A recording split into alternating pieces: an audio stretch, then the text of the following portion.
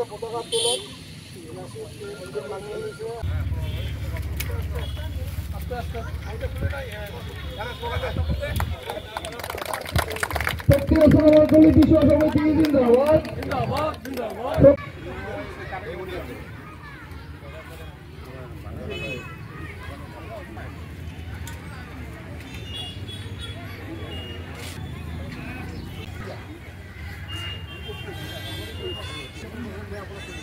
মই প্রথমতে শক্তি আশ্রম আঞ্চলিক বিশু উৎসব পালন সমিতির তরফে থেকে সবাকে দেরি করিয়া হলেও বিশুয়া লগতে রঙালী বিহু আর নতুন বছরের শুভেচ্ছা আমি জ্ঞাপন করিলুম। তো আজি আমার শক্তি আশ্রম 22তম শক্তি আশ্রম আঞ্চলিক বিশু উৎসব আজি আমার আরম্ভ হয়েছে আজির পৰা। তো প্রত্যেক বছরে আমাদের বিশু উৎসব পালন হয়ে আহি আছে। তো এইবেলে আমার এবার 22তম আমার বিশু উৎসব পালন হয়ে আছে এবার। তো তারে ইতিমধ্যে আজি প্রথম দিনে কার্যসূচী আরম্ভ হয়েছে। ইতিমধ্যে আমার পতাকা উত্তোলন লগতে আমার শহীদ তর্পণ বৃক্ষরোপণ আমার এই অঞ্চলের প্রতিষ্ঠাতা স্বামীজির সমাধিত বন্তি প্রজ্বলন লগতে আমার খেলাধুলা আমার কার্যসূচী আমার আরম্ভ হয়ে গেছে আমার। তো আজি এর পরে পরে আমার কার্যসূচী আছে বিকালবেলা আজি আমার বিশুয়া ময়না আর বিশুয়া সুন্দরী বাদবাখন। তার পাছত আজি আর বেলেগ কার্যসূচী নাই, এটাই আমার রাতি হব। আর অহাকালি আমার কার্যসূচী আছে আমার সন্ধ্যাবেলা আমার বঁটা বিতরণী সভা। আর তারপরে পরে আমার এই দুদিনের কার্যসূচী যেটা মুখ্য যেটা কার্যসূচী এটা হলো আমার সাংস্কৃতিক আসর। আর এই সাংস্কৃতিক আসর আহিয়া আমার গান পরিবেশন করব আমার অসমের জনপ্রিয় শিল্পী সকারে পরিচিত আমার জুবিলি বড়ুয়া মহাশয়া। তো আর লগতে আমার কচরাজবংশীর শিল্পী খুব জনপ্রিয় শিল্পী একজন আছে আমার এই অঞ্চলের আমার হিমিকা দেবী, ওও আমার জনগোষ্ঠীর গানগুলা পরিবেশন করব।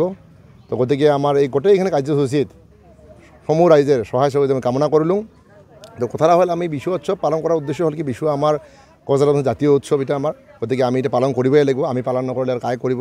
আর এই কারণে আমার শক্তি আশ্রমতে নহয় বর্তমান আসামের বিভিন্ন অঞ্চলত এই বিশু উৎসবটা পালন হয়ে আছে। এতে এই ক্ষেত্রে আমার আক্রাসু যথেষ্ট ভূমিকা নিছে, কারণ আগতে হয়তো আসামের বিশেষ করে পশ্চিম অঞ্চলতে বেশি করে হয়েছিল এটা, কিন্তু লাহে লাহে আমার জাতি উদ্ধারের স্বার্থত আমার আক্রাসু খুব ভূমিকা নিল বা রাইজেও আমার এই ক্ষেত্ৰত সচেতন হল। তার কারণে এখন বর্তমান আসামের একদম শিবসাগর যাওয়া পরশুদিনও শিবসাগর হয়েছে, শিবসাগর ধেমাজিতে আমার বিশু উৎসব পালন হয়ে আছে। আমার জনগোষ্ঠীর খুব ভাল লক্ষণ এটা একটা, কারণ যদি জাতিকে বাঁচি থাকিব লাগে আমার নিজের ভাষা সংস্কৃতি থাকিব লাগিব এটা আমার, আর নহলে জাতির পরিচয় না থাকিব। এই কথাটা আমি বারে বারে কথা কম এটা। তো ওই ক্ষেত্ৰত আমি ভাবোঁ আমাৰ জাতিটাক আগবাঢ়াই নিয়াৰ ক্ষেত্ৰত আমাৰ এইগিলা পদক্ষেপে আমাৰ যথেষ্ট সহযোগ কৰিব। তো মই আগন্তুক দিনতো আক্ৰাসৰ লগতে আমাৰ ৰাইজক আহ্বান জনাম যাতে আমাৰ এই অনুষ্ঠানগিলা পালন কৰে। আৰু লগতে আমার যেগুলান আমার নাচ গান আছে আমার এইগুলাও আমার চর্চা হওয়া লাগে। তো এই ক্ষেত্রে অবশ্যই আমি দেখা পাই আছো বর্তমান বিভিন্ন অঞ্চলত আমার কচরাজবংশী আমার নৃত্যর কর্মশালা অনুষ্ঠিত হয়ে আছে। আক্রাসর লগতে সন্মিলনী বা অন্যান্য রাইজের উদ্যোগতো আমার এই কর্মশালাগুলো হয়ে আছে, যাতে আমার বর্তমান নবপ্রজন্মই আমার যাতে এই বস্তুগুলো যাতে আমার জানিয়ে পায়, যাতে উমা বস্তু শিখিয়ে পায়, যাতে উমা বস্তু আগবাড়ি নিয়ে যাওয়া পারে। তো এই ক্ষেত্রে বহুত আগবাড়ি গেছে, খুব ভালো লক্ষণ এটা। তো গতিকে এই উদ্দেশ্যে আমিও এতে অনুষ্ঠান পাচ্ছোঁ। তো আমার এই ক্ষেত্রে বসে বহুত আমার বাধা বিঘিনি আছে, আমার বাধা বিঘিনি বেলেগ নহয়, রাজ্যের সহযোগিতা আছে। আমার এই অঞ্চলটা যেহেতু অলপ ভিতৰুৱা অঞ্চল, তো আমাৰ আৰ্থিক ক্ষেত্ৰত কিছু আমার অসুবিধা হয়, কিন্তু আমার এতের কর্মকর্তাগিলা খুব কষ্ট করে আছে, রাইজ খুব সহযোগ করছে, খুব ভাল সহারি। তো ওই ক্ষেত্রে ওই জন্য আমি নিশ্চয় অনুষ্ঠানটা ভাল করে সফল করে পারিম বলে খুব আশাবাদী।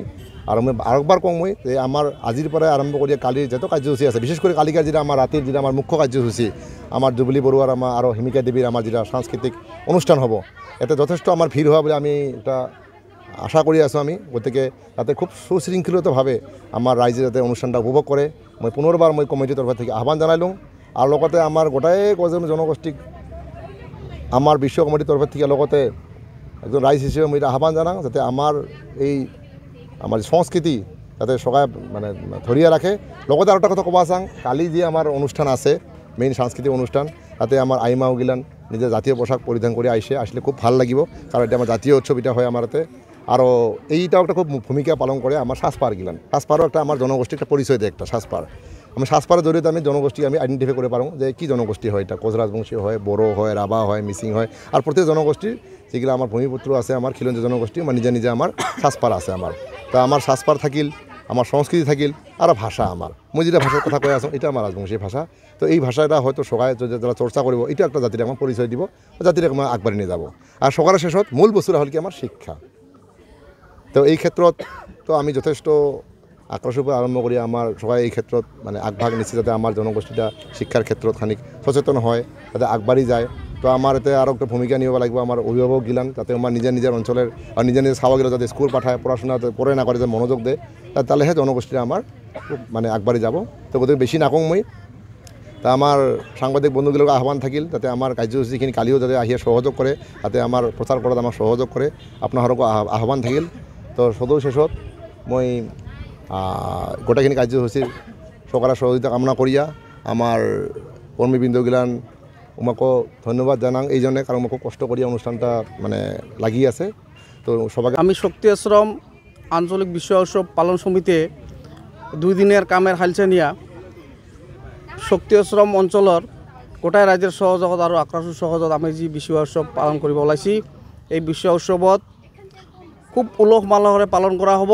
ইতিমধ্যে আপনারা দেখিছে আমার বিভিন্ন ধরনের কার্যসূচী আমার সাংস্কৃতিক পতাকা তোলা বিশ্বকাপ পতাকা তোলা আক্রাসুর পতাকা তোলার লগতে আমার যে বৃক্ষরোপণ কার্যসূচী সাফাই অভিযান আছিল খুব সুন্দরভাবে হয়ে গেল এর পাছত আছে আমার খেলাধুলা সুন্দরভাবে চলি আছে আর আইসাকালকে আছে আমার বঁটা বিতরণী সভা লগতে আছে আমার সাংস্কৃতিক সন্ধ্যা এই সাংস্কৃতিক সন্ধ্যার ইতিমধ্যে সকলে সবাই গমে পাইছে বুঝা পাইছে যে আমার অসমৰ সুনামধন্য জনপ্ৰিয় গায়িকা জুবলি বৰুৱা বাইদেউ আসি আছে গতিকে এই অঞ্চলের সমূহ রাইজক আমার আজি যি অনুষ্ঠান এই অনুষ্ঠানটা যাতে সুকলমে পার হয় আর সরকারের সহযোগিতা শান্তি শৃঙ্খলতা বজায় রাখি আমার যাতে এই উৎসবটা সুন্দরভাবে চলাই নিব পারি তার কারণে মই শক্তি আশ্রম আঞ্চলিক বিশ্ব উৎসব পালন সমিতির হয়া